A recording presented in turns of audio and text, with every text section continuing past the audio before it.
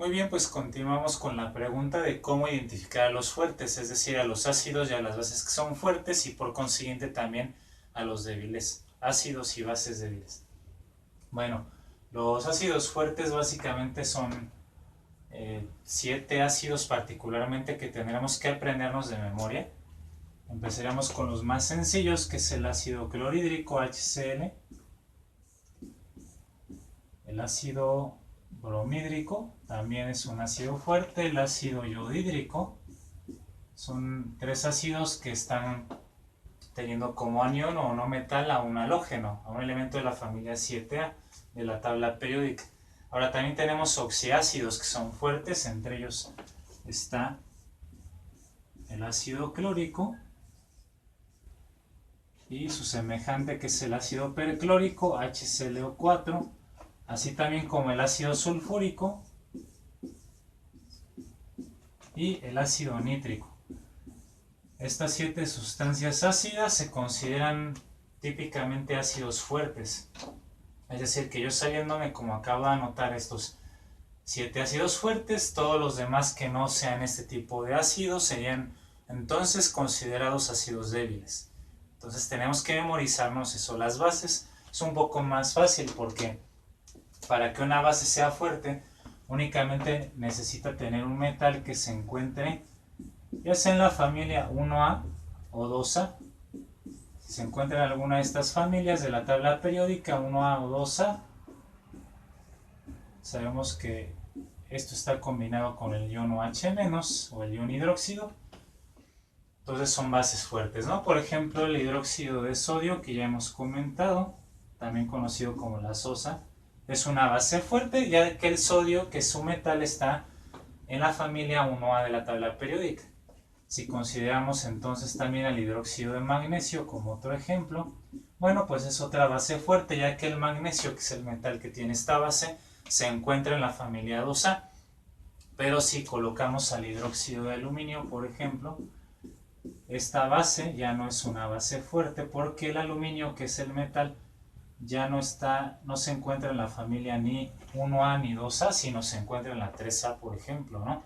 O cualquier otro metal que sea de transición del grupo B combinado con el ion hidróxido formará bases, pero que son débiles, no fuertes. De esta manera entonces tú ya vas a saber cómo identificarlos. Ahora, ¿qué implica que las bases y los ácidos sean fuertes? Bueno, fuerte se refiere a que su reacción de disociación o ionización será completa, es decir, al 100%. Y también se les conoce estas sustancias que se ionizan completamente en agua como electrolitos fuertes. No solamente los ácidos fuertes son electrolitos fuertes, sino todas las sales y oxisales que sean muy solubles en agua, altamente solubles en agua, entonces van a tener una disociación completa igualmente y aportan iones en solución. ¿Qué es lo que pasa aquí con el ácido nítrico? Un ácido fuerte disuelto en agua. Bueno, el ácido nítrico concentrado de por sí ya está en un estado acuoso, pero cuando nosotros lo diluimos aún más en agua, va a liberar o separar sus iones hidrógeno, que es el responsable de la acidez, y el ion nitrito, en este caso, que es el anión acompañante del ion de hidrógeno. De tal forma que esta reacción, de hecho, pues básicamente ocurre al 100% en medios diluidos. El 100% de las moléculas de ácido nítrico se disocian para estar formando iones de hidrógeno y de nitrito en este caso. Eso implica que tengamos entonces un ácido fuerte o una base fuerte que su disociación o ionización será al 100% completa o total. En cambio, para los débiles vamos a tener que, pues sería lo opuesto, ¿no? Es decir, que, como dice aquí, la disociación o la reacción de ionización es parcial o incompleta.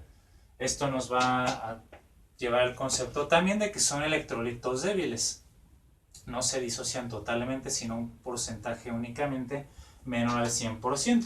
Por ejemplo, el ácido nitroso en medios diluidos de concentraciones, por ejemplo, 0.1 molar, se estará disociando pues entre un 3 a 5% únicamente de estas moléculas, dependiendo de la temperatura u otras condiciones de la mezcla, se disocia una cantidad pequeña de este ácido, por ejemplo el ácido nitroso, que es muy semejante al ácido nítrico, pero que no es un ácido fuerte, ¿verdad? No se encuentra en la lista de ácidos fuertes, por consiguiente es un ácido débil.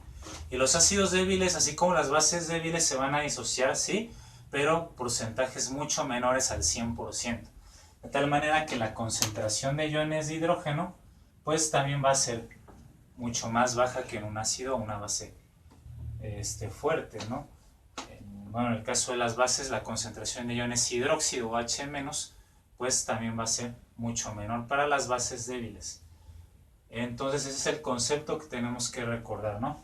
Siempre las reacciones de disociación, supongamos que este plumón fuera un modelo de una molécula para un ácido, entonces la molécula completa, cuando sufre la reacción de disociación con el agua lo que hace es separar a la molécula de ácido en el ion de hidrógeno.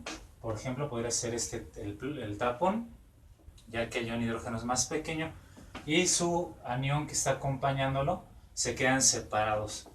Esa reacción de disociación es al 100% y en los débiles únicamente en porcentajes bajos, como ya dijimos. Así que ahora vamos a continuar con lo que es la reacción de autodisociación o autoionización del agua, que es muy importante para deducir y establecer nuestras escalas tanto de pH como de pOH.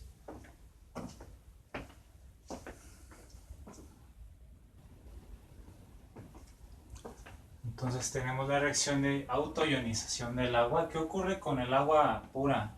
Bueno, realmente el agua como tal tiene una reacción reversible, que es lo que indica la doble flecha. Dos moléculas de agua entre sí van a tener una reacción interna de transferencia de un protón o de un hidrógeno de una molécula a la otra. Si nosotros, bueno, desarrollamos esto o separamos estas dos moléculas de agua que tenemos en los reactivos,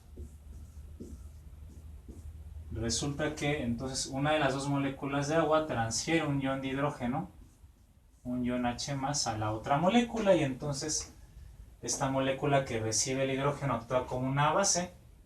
Es una sustancia. Recordemos que el agua, bueno, de hecho puede actuar tanto como ácido como base. Esas sustancias que pueden actuar como ácidos o como bases en un momento determinado se conocen como anfóteros o sustancias anfóteras.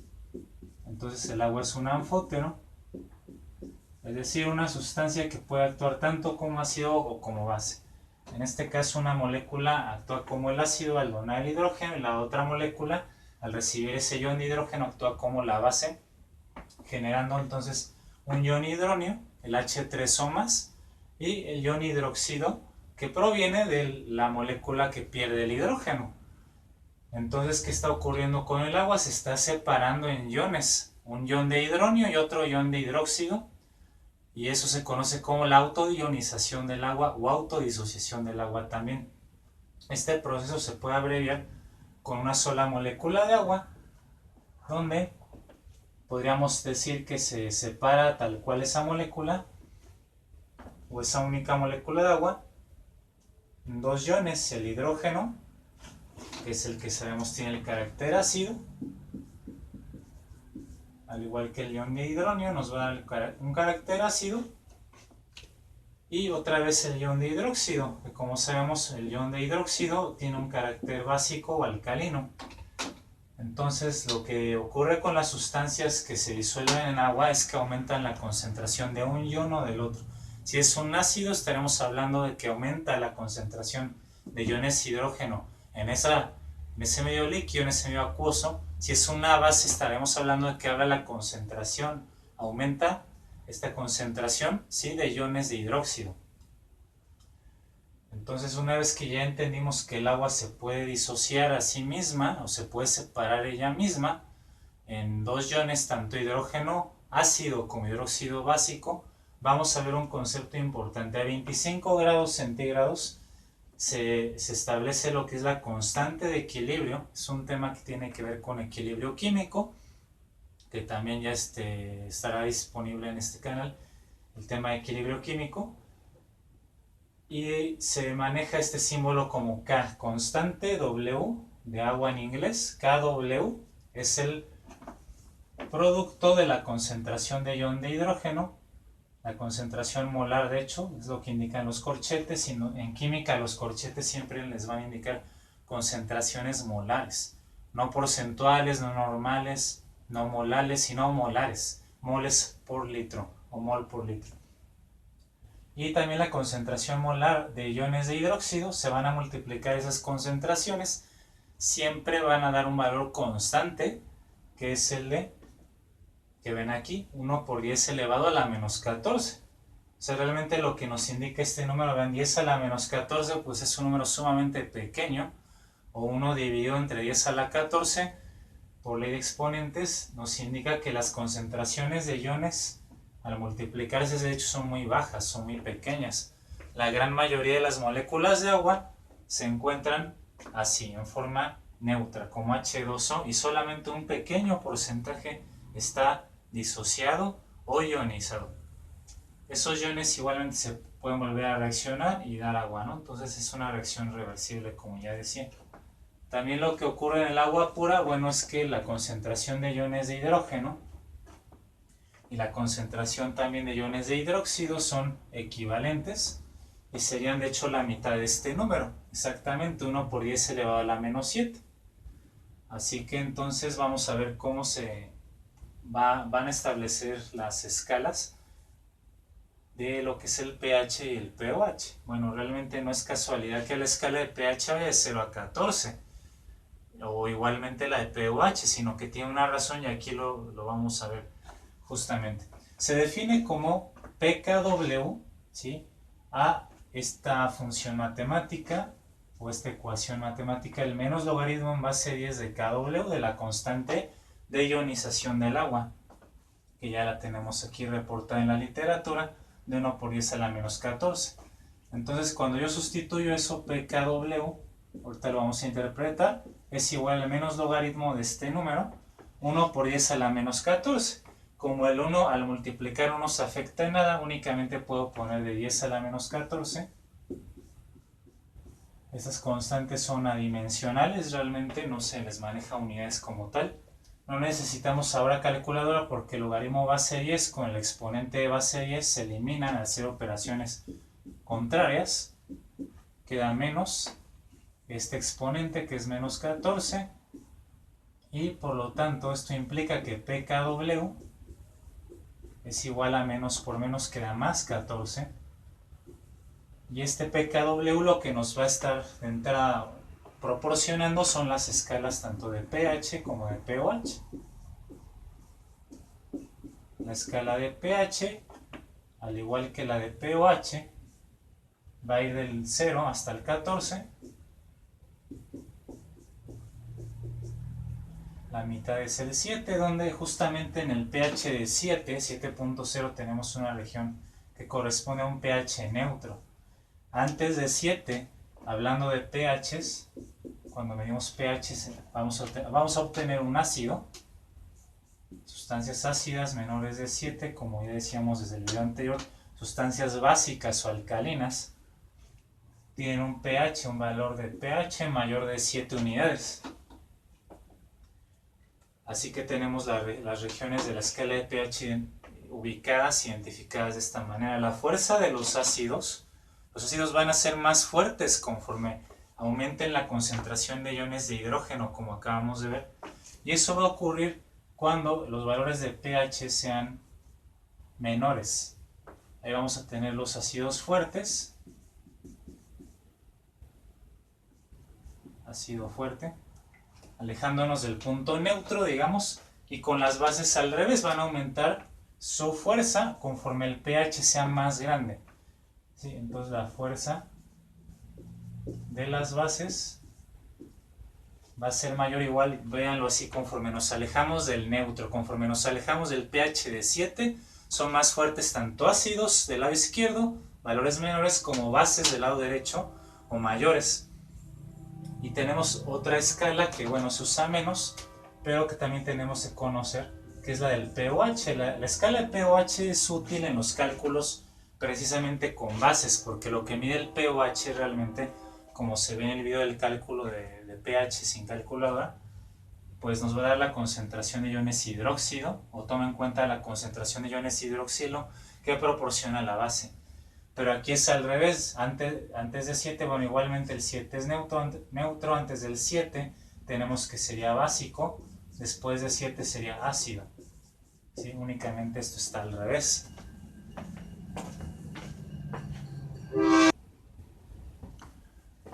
Por último vamos a ver lo que son indicadores y titulaciones ácido-base. Bueno, de entrada tenemos que analizar dónde se utilizan los indicadores o qué son los indicadores. Más bien, primeramente son sustancias como aquí el ejemplo de la fenolftaleína o el papel tornasol, el naranjado de metilo, entre otros más. Este tipo de sustancias tienen la propiedad de cambiar de color ante cambios de pH. Por ejemplo, la fenolftaleína en un medio ácido va a ser incolora, mientras que en un medio básico alcalino tomará un color rosa. Eso nos va a indicar entonces ese cambio de color, en qué tipo de medio estamos, si ácido o alcalino, y entonces, por lo tanto, un cambio en el pH, que es lo que va a ayudarnos este indicador para monitorear estos procesos llamados titulación. Bueno, la titulación ácido-base es un proceso muy utilizado dentro del análisis químico para conocer las cantidades, ya sea en volúmenes o concentraciones de ácidos o bases que son desconocidos. Para eso en el laboratorio lo que hacemos es utilizar un matraz Erlenmeyer, que es de esta forma, matraz de vidrio, graduado, donde nosotros ya previamente medimos una muestra con un ácido o una base de concentración desconocida comúnmente, y el volumen pues sí lo conocemos, ya que lo podemos medir con alguna pipeta o alguna probeta, en fin, dependiendo el tipo de análisis que queramos hacer. También pues utilizaremos diferentes instrumentos de vidrio con digamos mayor o menor precisión. Por otra parte también tenemos esto que es una bureta de vidrio. Esta bureta se sujeta con unas pinzas a un soporte universal, de tal manera que no se mueva y quede fijo la línea que le llaman también el aforo. En esa línea yo voy a tener una graduación empezando desde 0, y de ahí conforme abramos esta llave, la llave va a permitir la graduación de la salida del líquido, y ese líquido entonces al ir bajando yo voy a ir tomando la lectura de cuántos mililitros voy a gastar hasta que ocurra el cambio de color. Ese cambio de color también se le conoce como el vire, ¿sí? Con V, vire. Decimos que ha virado de incoloro a rosa o de rosa a incoloro según pues lo que tengamos en el matraz, en la muestra, sea una ácido o una base. Entonces ya cuando llegamos a ese punto de viro, de cambio de color, cerramos la llave, tomamos la lectura del volumen que hemos gastado de esta solución titulante, que igual tendrá un ácido o una base, pero con concentración y volúmenes conocidos. Aquí yo voy a poder tomar la lectura, como les digo, el volumen y la concentración previamente yo ya la voy a conocer. De eso se trata el análisis químico en estas titulaciones. Entonces de ahí podríamos hacer algunos también cálculos teóricos.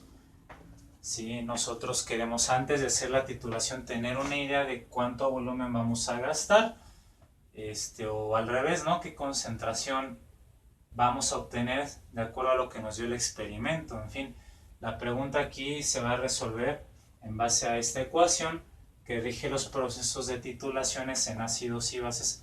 Específicamente esta ecuación es más aplicable a ácidos y bases fuertes, que es lo que se les plantea en este tipo de exámenes de admisión. Entonces vamos a trabajar con ellos.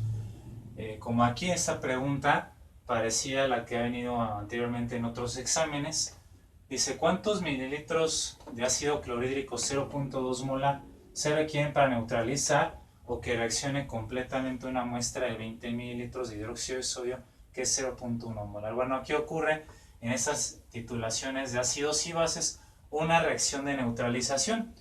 Tenemos el ácido, por una parte el ácido clorhídrico. Vamos a escribir la reacción que ocurre. En medio acuoso a concentración de 0.2 molar. Nos preguntan los mililitros qué volumen de ácido se requerirán para neutralizar completamente una muestra con 20 mililitros de hidróxido de sodio, que es una base fuerte. Tenemos un volumen de 20 mililitros, como dice el problema, y una concentración de 0.1 molar. Cuando reaccionan los ácidos y las bases, lo que nos van a originar siempre en todo momento van a ser dos productos. Por un lado va a ser el agua, que tiene un pH neutro, y por otro lado va a ser una sal. Agua, H2O, líquido obviamente, más una sal. La sal, bueno, primero, ¿de dónde proviene el agua? El agua proviene del hidrógeno del ácido y del hidróxido de la base. Del ion hidrógeno y del ion hidróxido. Estos dos iones, cuando se vuelven a unir, como vimos al inicio de este video, forman agua, H2O justamente. Y entonces la sal proviene del metal de la base, sodio, y del no metal del ácido, que es el cloro, formando cloruro de sodio. En este ejemplo, cloruro de sodio disuelto en agua.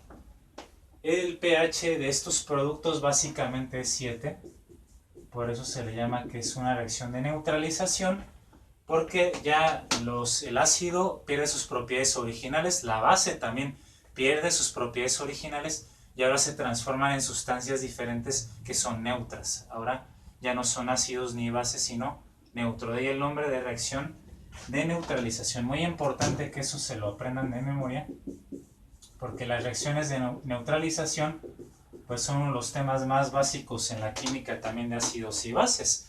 Siempre que yo quiera contrarrestar los efectos de un ácido, tengo que usar lo contrario, que es una base, y al revés. Para contrarrestar los efectos de una base o las propiedades que tiene una base, tengo que utilizar un ácido. Y el motivo es esto que ven aquí, la reacción de neutralización. Siempre genera agua y una sal, siempre. Para generar eso, entonces nos lo aprendemos de memoria. Ahora, la ecuación nos dice que la concentración del ácido por el volumen del mismo ácido debe ser igual al producto de la concentración de la base y del volumen de la misma base. Yo ya tengo todos los datos excepto el volumen del ácido, que esa sería la pregunta aquí. Vamos a despejar de esta ecuación el volumen del ácido y a sustituir los demás datos posteriormente. Entonces quedaría igual a la concentración de la base por el volumen de la misma dividido entre la concentración del ácido. Esto nos dará igual al volumen del ácido. La concentración de la base, aquí la tenemos, es del hidróxido de sodio. Es una concentración de 0.1 molar, que se va a multiplicar por el volumen mismo de la base, que son de 20 mililitros en este caso, dividido entre la concentración del ácido, que es igual a 0.2 molar. La unidad de molar arriba y abajo se va a cancelar y únicamente nos van a quedar mililitros, que es lo que mide el volumen en este caso del ácido que necesitamos para neutralizar toda esta base de hidróxido de sodio. 0.1 por 20 va a ser igual a 2 mililitros dividido entre 0.2, y esto va a ser igual a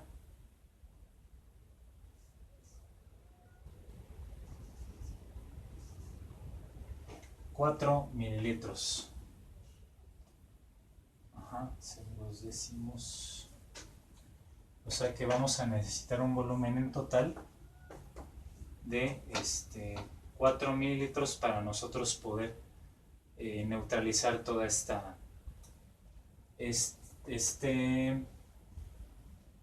base. De todos modos lo voy a confirmar aquí en la calculadora para ver que esté bien la división. 2 entre 0.2. No, disculpen, esto da igual a 10. Sí. Algo no me cuadraba en el cálculo, disculpen. Ahora sí, me falló aquí un poco esto. Entonces esa división es igual a 10 mililitros. Y les decía que no me cuadraba porque básicamente también estaba usando la lógica. La concentración del ácido es el doble, 0.2, que la de la base. Entonces lo que esperaría es que fuera, en este ejemplo, porque los números se prestan, sería la mitad. La mitad de 20, que es 10. Y entonces, ese es el volumen que necesito. Si yo agrego 10 mililitros de ácido clorhídrico de esta concentración a esta base, este volumen de base, entonces se neutraliza completamente. no, si yo agrego menos de este volumen, lo que va a ocurrir es que la solución seguiría estando alcalina o básica. Entonces en el matraz yo seguiría viendo un color rosa por el medio básico. Ahora, si yo agrego más de 10 mililitros de ácido, ¿qué va a pasar? Que va a tener un exceso de ácido. Y entonces el indicador va a estar en color, o mejor dicho, sin color, ¿no? Va a ser incoloro. Entonces de ahí que sea muy importante hacer nuestros cálculos, pero a la vez verificarlos con experimentos que, bueno, ya en la práctica en el laboratorio se tienen que repetir por lo menos 3 veces para verificar que precisamente los gastos de volumen del titulante pues concuerden con lo que estamos calculando. Así que entonces, bueno, ahora lo que resta será igualmente contestar preguntas de las guías, de los cuadernos de reactivos, sus tareas, etcétera. Y cualquier duda o comentario, la caja de comentarios está abierta para que por favor me lo hagan llegar. Les agradezco mucho su atención y entonces nos vemos en el próximo video.